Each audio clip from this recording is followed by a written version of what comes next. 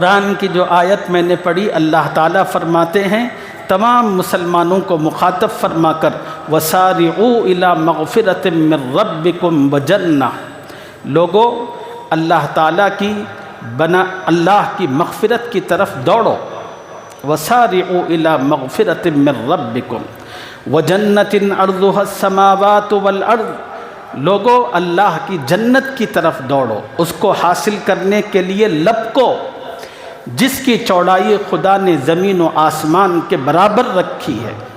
اعدت للمتقین، یہ جنت، یہ مغفرت خدا نے کس کے لیے رکھی ہے؟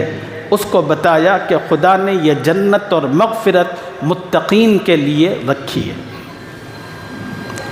اب سوال یہ ہے کہ متقین کون ہیں؟ کس کو خدا متقی سمجھتا ہے؟ تو اللہ تعالیٰ نے ان کی آئیڈینٹیفائی فرمائی، اس سے متعلق کچھ صفات اور علامات کا ذکر فرمایا۔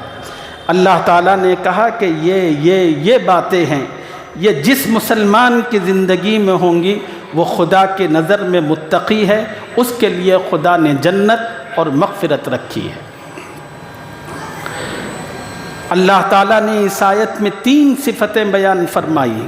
الذین ينفقون فی السراء والضراء، متقین کی پہلی صفت یہ ہے کہ وہ اللہ کے راستے میں اپنا مال خرچ کرتے ہیں، خوشحالی میں بھی اور تنگ حالی میں بھی۔ جب ان کے پاس بہت ہوتا ہے تو لوگوں کو بھی بہت دیتے ہیں، جب ان کے پاس مشکل ہوتی ہے، تھوڑا ہوتا ہے، تو ایسا نہیں کہ وہ اپنے ہاتھوں کو بند کر کے بیٹھتے ہیں، بلکہ جب تھوڑا ہوتا ہے تو اس تھوڑے میں سے بھی تھوڑا اللہ کے لیے ضرور نکالتے ہیں۔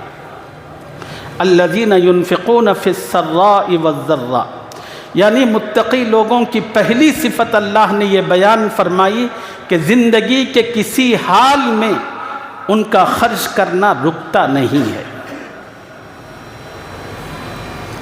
ہر وقت وہ خرچ کرتے رہتے ہیں۔ دوسری صفت اللہ تعالیٰ نے یہ بیان فرمائی کہ وَالْكَاظِمِينَ الْغَيْظَ، متقیوں کی دوسری صفت یہ ہے کہ وہ غصے کو پی جاتے ہیں، اپنے غصے پر کنٹرول کرتے ہیں، اپنے غصے پر قابو کرتے ہیں۔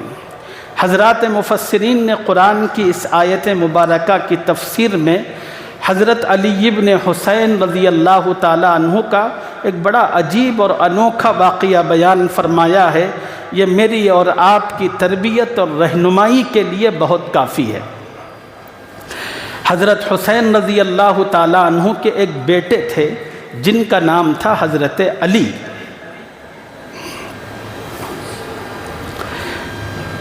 ایک مرتبہ نماز کا وقت ہوا چاہتا تھا اور حضرت کو وضو کی ضرورت اور تقاضا تھا۔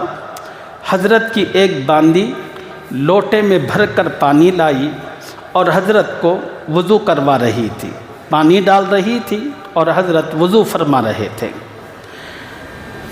اچانک ایسا ہوا کہ اس باندی کے ہاتھوں میں لرزش آئی اور غلطی سے اس کے ہاتھوں سے لوٹا چھوٹا اور حضرت کے پورے جسم کو بھگو گئے۔ اب ظاہر سی بات ہے یہ بڑے غصے کی بات تھی،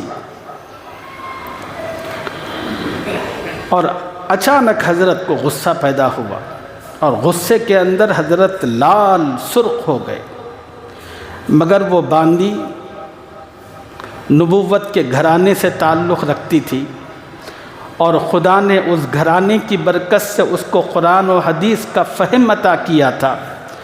جب اس باندی نے دیکھا کہ حضرت علی ابن حسین غصہ ہو رہے ہیں، اس سے پہلے کہ وہ کچھ کہیں فوراً اس باندی نے قرآن کی یہ آیت پڑھی وَالْكَاظِمِينَ الْغَيْظَ۔ خدا کے نیک اور پرہیزگار بندوں کی صفت یہ ہوتی ہے کہ وہ غصے پر قابو پاتے۔ بس قرآن کی یہ جملہ، یہ لفظ سننا تھا، علی ابن حسین کا جو غصہ دھیرے دھیرے بڑھ رہا تھا وہ اچانک اترنا شروع ہوا، اور پھر حضرت ایک دم نارمل کیفیت میں آئے، ایک لفظ اور جملہ تک اپنی زبان سے نکال کر باندی کو کچھ نہیں کہا۔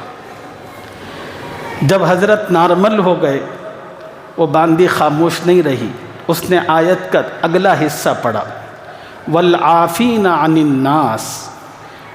اللہ کے جو نیک بندے ہوتے ہیں ان کی تیسری صفت یہ ہے کہ وہ صرف اپنے غصے کو کنٹرول نہیں کرتے، بلکہ جس نے غلطی کی اور جس سے ان کو غصہ آیا اس کو دل سے بھی معاف کرتے۔ والعافین عن الناس۔ بس یہ جملہ سننا تھا۔ حضرت علی ابن حسین نے اس باندی سے کہا کہ تجھ سے جو غلطی ہوئی میں اس کو اپنے دل سے معاف کرتا ہوں۔